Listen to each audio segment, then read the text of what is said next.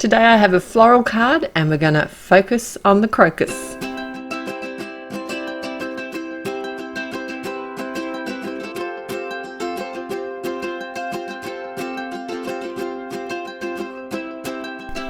Hi, it's Therese from Lostinpaper and I'm here with the Build a Flower set from Altenew. It's June 2019, I can't believe it's June, and this month's set is a crocus flower and it's one of the stamp layering ones. It has a couple of different flowers in the set as well as lots of different leaves. So I thought it'd be fun to actually just have one crocus stamped as a focal point and then surround it in a field of leaves.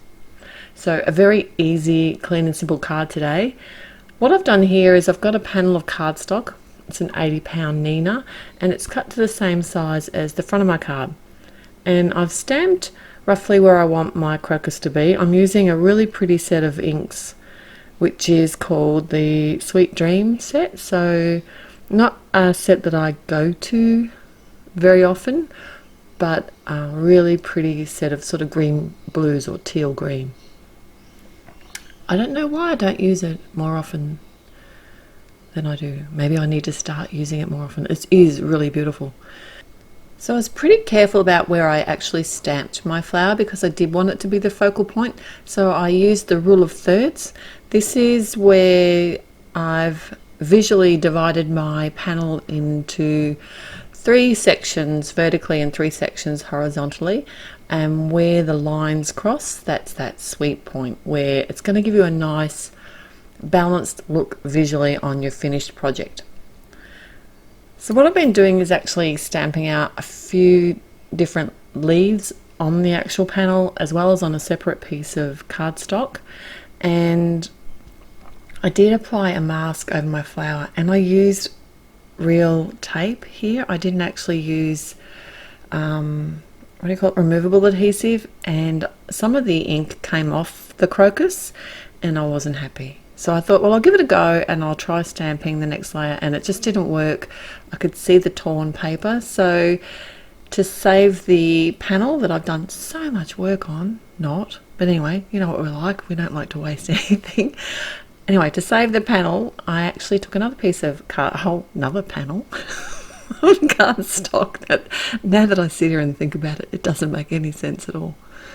But anyway, I restamped the crocus image a couple of times, and this time I did try a couple of different combinations of the colour here from the Sweet Dreams. And the first one here, which is quite dark, I used the Galactic Stream ink, so the darkest one on the outer layer, and then restamped it with the Teal Cave because it didn't stamp properly, and that just helps blend the ink in the cardstock a bit better, and I find that works really well if you do miss stamp. The second one, I thought I'd try a little bit of a lighter combo, and my darkest one here is the Teal Cave. So I did also add all the layers to my greens. I used 2 separate lots of greens, Green Valley and the greens from the Spring Bouquet. I just thought it'd be nice to have a few different shades.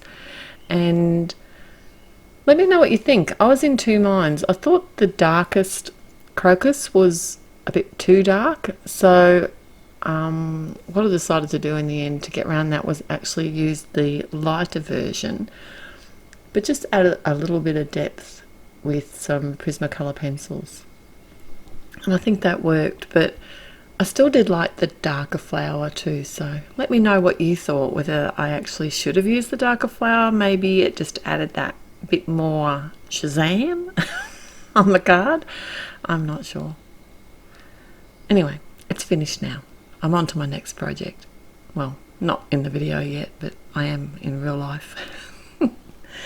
So I did cut off the extra pieces of the grass, crocus leaves. They're not grass.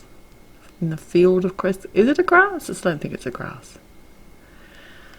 I'm a bit ambivalent today. I'm a bit out of practice too. I've been on holidays, just in case you might not have noticed. I've been missing in action, and this is actually my first video since I've got back from holidays, and I'm a little bit rusty. although you might see something in between then and now, hopefully. But I'll hopefully get my act together real soon and get some more videos up for you to watch. Okay, I did attach it to the front of a card, and I used a sentiment from the signature words die set. Head to my blog to see all the links and to find out how you can win, and lots more inspiration using this fabulous new Build a Flower set from Altenew. Till next time, happy paper crafting. Bye.